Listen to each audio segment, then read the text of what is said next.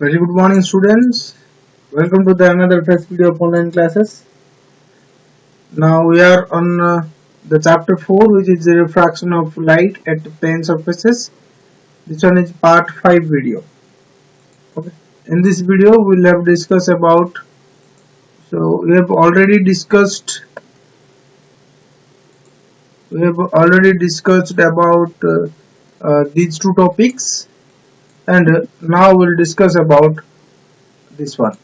Okay, factors affecting the angle of deviation. Well, let us begin. So what is the angle of deviation? So you all know that in the absence of the prism, when we incident a ray of light along OP, then it will travel a path of OPML in the absence of the prism. Due to the presence of the prism, so the incident ray OP travels in the direction OPQR. Okay. So now, when we draw a appear to meet line from RQ, which is the emergent ray, then it will meet at a point M to the OL line. So here the angle LMQ is known as the angle of deviation. If there is no prism is there, then the ray of light should pass through a straight line like this. Due to the presence, it is going through this line. So what is the deviation? The deviation is from this line to this line. So angle between these two lines makes the angle of deviation. Okay. Then, so there are some factors on which the angle of deviation is depends. There are 4 factors. The first one is angle of incidence, I. The second one is the material of the prism, or otherwise you can say that on refractive index, because the material is depending on refractive index, mu.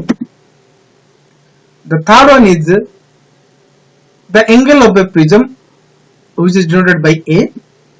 And the fourth one is the color or wavelength lambda of the light used. Okay, so let us discuss one by one. The first one is the angle of incidence. Okay, so it is experimentally observed that the angle of incidence increases, the angle of deviation first decreases, it will reach to a minimum value, and then it will increase according to that. So the angle of deviation will increase after reaching its minimum value. Okay, so it is shown in the figure like this. Okay, so first it will decrease, it will reach to a minimum value, then it will increase by increasing the angle of incidence. Okay, so here the angle of deviation delta noted for each angle of incidence I, and then the graph should be like this in the figure 4.24. Sorry.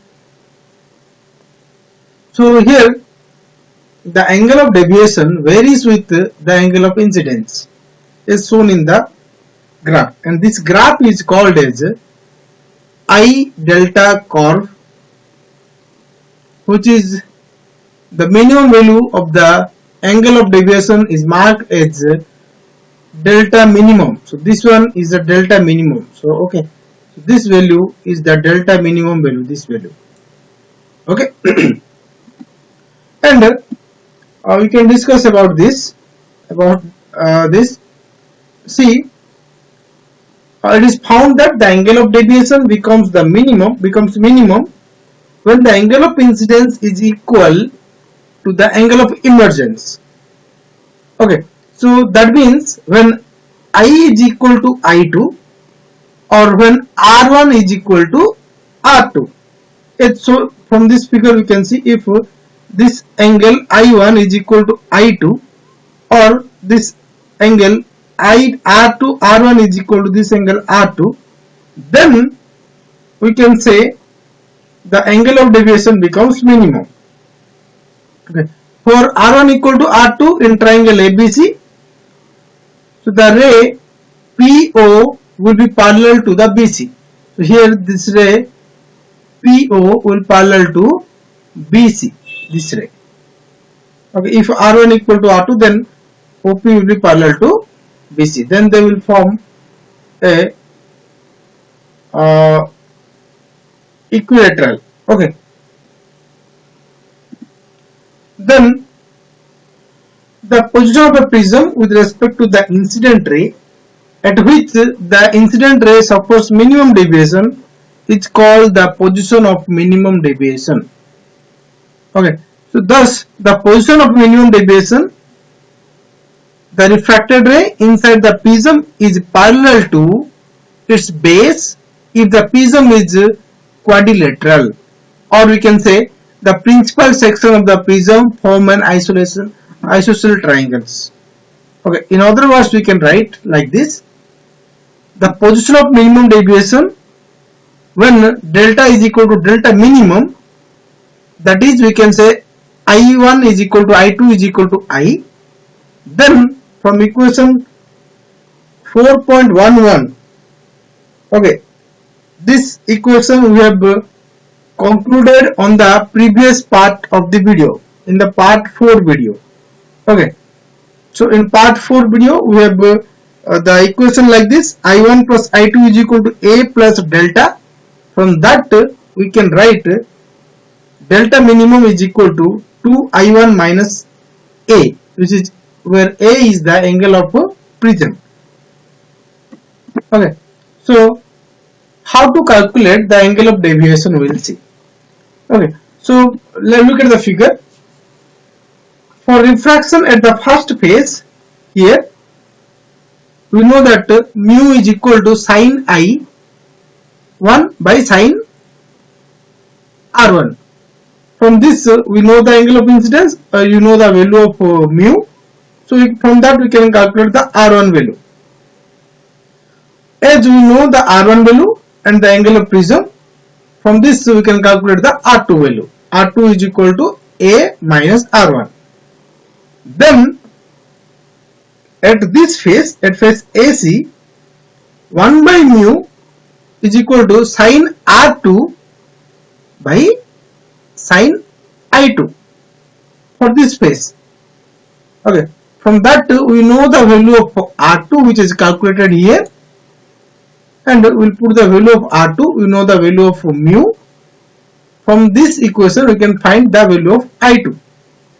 Now we got the value of I1, R1, R2 and I2.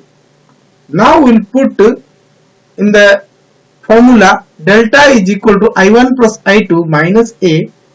So then delta should be calculated. Okay, I1 we got, which is incident angle, and I2 now we got from this equation, which is emergent angle, and A is the angle of prism. Okay, from this way, in this way we can calculate the angle of deviation experimentally. So now from a different for different incident angle, there are different deviations. Okay, we will see one by one. Okay, for angle, when the incident angle is 70 as shown in the figure, the angle of emergence is 33 degree and the angle of deviation is 43 degree. Okay, this one is the angle of deviation and this one is the angle of emergence. Okay, 33 degree.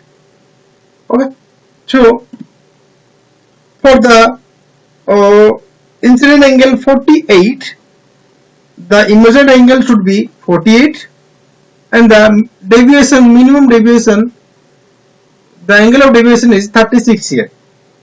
Okay, so but in figure in this figure, when incident angle is 30, the emergent angle is 77 degree, and the delta value, that means the angle of deviation is 47 degree here. Okay. So for different angles, different of incident angles, there are different deviation angles we will get. Okay. So then look at this figure. From the ray diagram, it can easily be inferred that the angle of deviation has the minimum value in figure 4.25b. in this figure you see, and when the angle of incidence is equal to the angle of deviation. So here 36 value is the minimum value, but how we got? From experimentally we got the angle of incidence is 48 degree and the angle of emergence is also 48 degree. So 36 is the angle of minimum deviation of the prism. Okay, so for this case we have already discussed, when I1 is equal to I2, then PQ will be parallel to BC. Okay, so in this condition the angle of emergence I2 becomes also 48 degree, and the angle of minimum deviation can be calculated. Delta minimum is equal to 2I minus A, because I1 is equal to I2 here. So in place of I we can put 48 degree, and the angle of prism is 60 here because it is a equilateral prism. Okay, so the value will be 36 degree. From that also we can calculate by this. Okay. Then the second factor is the refractive index or the material of a prism. Okay, so it is found that for a given angle of incidence, a prism with a higher refractive index produces greater deviation. Okay, remember this one, higher refractive index, greater is the deviation. If lower refractive index will take, then lower will be the deviation. Okay, a flint glass prism produces more deviation than a crown glass prism for same refracting angle edge. So since we can write the refracting, so why that happens? Because the refractive index of flint glass is greater than the refractive index of crown glass. So we know that more is the refractive index, so greater is the deviation. Okay, then the third factor is the deviation depending upon the angle of the prism. Okay, so it is found that the angle of the prism, angle of deviation increases when increasing in the, so simply when we will increase the angle of prism A, then the angle of deviation will also increase. Okay, remember this one. Then the fourth factor is dependency of angle of deviation on the color, or we can say the wavelength of light. Okay, so the refractive index is given, transparent medium is different for the light of different colors. Okay, so it is decreases when the increase in the wavelength of the light. Okay, remember this point. Okay, so the refractive index will, the angle of incidence will be, the angle of deviation will be refractive index will be decreased with increase the wavelength of the light. So we know that as the refractive index is different for different colors, so the refractive index of the material of the prism are for visible light is maximum for violet color or minimum for red color. Okay, so